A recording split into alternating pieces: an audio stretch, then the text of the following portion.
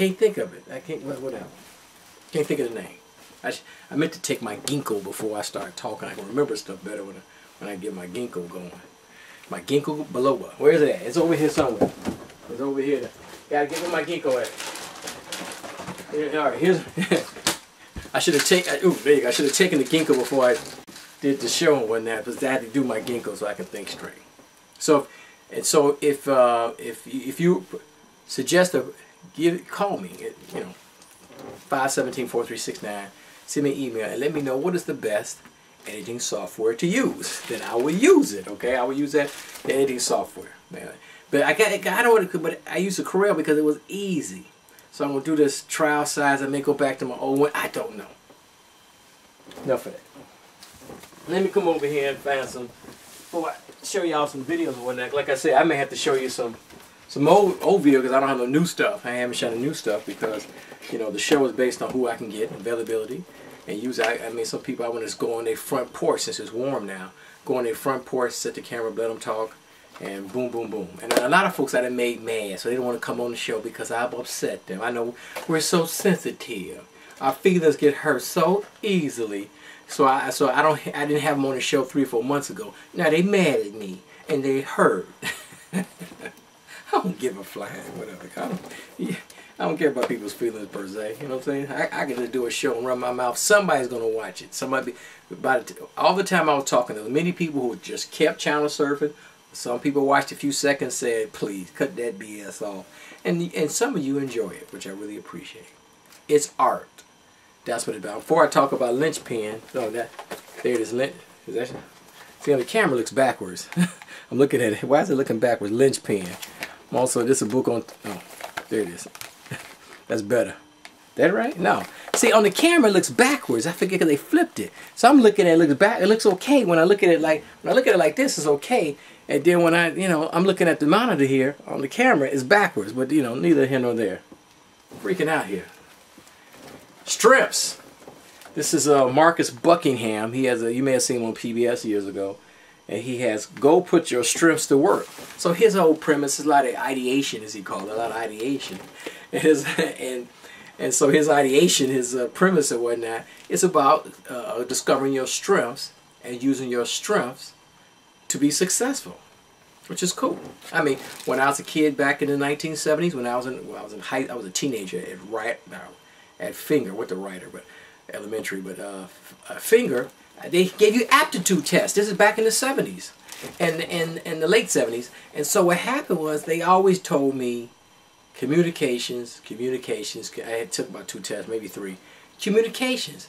But I could have gone and been done real TV instead of this pro bono stuff I've been doing for over 19 years. And so so I should have gone to communications, but I didn't have the academic acumen to do it. I didn't have the academic competence. So I didn't have the confidence to be a real journalist, go to a small market, work my way back to Chicago or some other town, even a mid-market town, or even a small town like Peoria or something, and work my way back up to be a television journalist, a newscaster. Here we is. I have 2 teenagers, and they're in high school, and they just regular. They're not Einstein. I mean, I don't think I could produce the Einstein unless they were just blessed with this. Some people some students are blessed as Einstein. They got good memories, they can do their homework, and they just get A's, they get 30 in the ACT. Some people can do that. Most people cannot. I mean, the better schools, once you have 30 in ACT, a lot 25 and above, and if you in your 20s, in the early 20s, like 21, 22 on ACT, you can get in some other schools, So, but that's how it is. So my kids, they're okay. They're not going to get a 25 in the ACT. They hell as hell not going to get a 30. I don't think so. And so, but my job has always been, for my teenager, was always to have more education than their parents. Be more educated and formally educated than their parents. And hopefully put them on the road to making 6 figures. And if they can't make 6 figures, they'll make, $60,000, $70,000, $80,000 a year, okay? I want to make more. Like most Americans, I earn under $50,000. And so we want them to make, a lot more money. That's what it's all about. You would understand that. You would agree with that. So that's always been my goal. If they became a doctor, lawyer, some professional, some parents say, my son or daughter has to be a professional, which is cool. A lot of parents say, well, it's up to them, whatever their heart desires. I want them to follow their bliss, which is cool. You should follow your bliss, but you also have to pay the bills, and that's where the conflict comes. You need to follow your bliss. You need to work on your strengths, and go work on your strengths. And that's because everybody, I don't care if your kid gets a 30 in ACT, or get a 20 in ACT, or get a 15, whatever. I don't care if they're high school or college dropouts. Everybody has some kind of talent. They're born with it, some uniqueness. Now, you've seen my uniqueness for, since 1991 on these shows. But, of course, sometimes uniqueness don't pay bills because you got to play the game. I understand that, But you have to have, you have something special to give the society, the marketplace, whatever. And whether you make money or not, you try to make some money. But you should, use that talent and use that, and not so much like this book says work on your weaknesses. You work on your strengths. Some people say you got to work on your weaknesses, your Achilles heels, which is cool. But this book says, this audio book, you should also work on your strengths, because the strengths are going to take you there. Okay, the strengths. I mean, some people say, your weaknesses are going to hold you back, but it cuts both ways sometimes. So you work on your strengths, and hopefully I'll tell my teenagers to work on their strengths. That's what about work on your strengths. You're good at something, so don't worry if you don't get a 30 on the ACT, a 25 ACT. Don't worry if you don't get straight A's from school. It doesn't matter if your kids, if your teenagers, your children or grandchildren are straight A students or straight D students. They still have some kind of great talent. So we have to really nurture that talent. That's why I'm doing my little hobby here, doing a video. But it's better like the summertime now. Young people, if they're not going to summer school, which they should, I'm making my teenagers go to summer school. They do some academic programs, and so they got to do some kind of academic programs because they can't sit around the house. That's not good for them. And so whether it's academic programs or some kind of art program, something that is constructive. Don't let your young men and your young ladies just do nothing this summer. I don't care if they go to a year-round school or the traditional school calendar. Whether they on the weekends, at night, don't let them just goof around and do nothing. It has to be something creative, something academic, something that's edifying, not just hanging out, watching television, getting into trouble. That's not good. Oh, you agree with that, don't you? Okay. Here's the other audiobook I was listening to. This is excellent. This is hold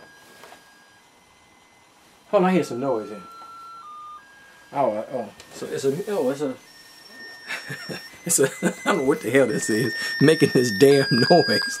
I stepped on it. I don't know what this, some kind of Christmas ornament or something. I'm cleaning up the house and I stepped on it. Damn.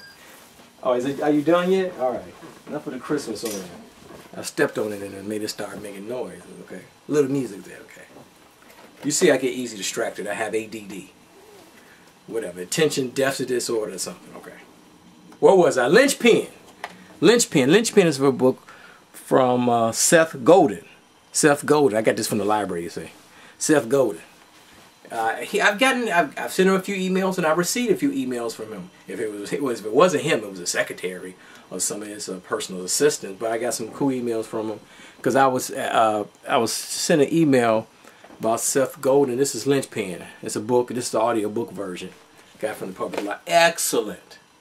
Because let me try to get my thoughts here, my ideation, all these thoughts together. What I always wondered, and I make excuses for myself why I'm not, quote-unquote, monetarily successful. I know because you see these people on television. I mean, you go to school with kids in school, grammar school and high school, and they got straight A's. They went to good schools. They went to the Catholic school. It's like perfect examples like Alderman Brookins. Okay, we're like the same age, right? Alderman Brookins went to Catholic schools. Like a lot of people in my generation went to Catholic schools. They did quite well. Some people went to public schools and did well too, but they did their damn homework. They could remember stuff. The parents demanded they get good grades, like Alderman Brookins. Alderman Brookins probably makes a couple $100,000 a year minimum, because he makes $100,000 as an alderman. He probably makes another 100, 150, or maybe 200 as a lawyer. Who knows? He's a lawyer. Because remember, alderman is a part-time job. I'm not hating on Alderman Brookins. And yours truly is I make under $40,000 a year. Alderman Brookins makes about 5 or 6 times more than I do, and he deserves it. Because his parents set him up with a good education, made sure he got the good grades. He went to, I think, SIU to get a law degree or a mortuary. I think he has a law degree and a mortuary degree because his family had a family business, the funeral home business. That's wonderful. He lives in Beverly. I'm over here in Washington Heights. Fabulous. That's cool. We like Alderman Brookins.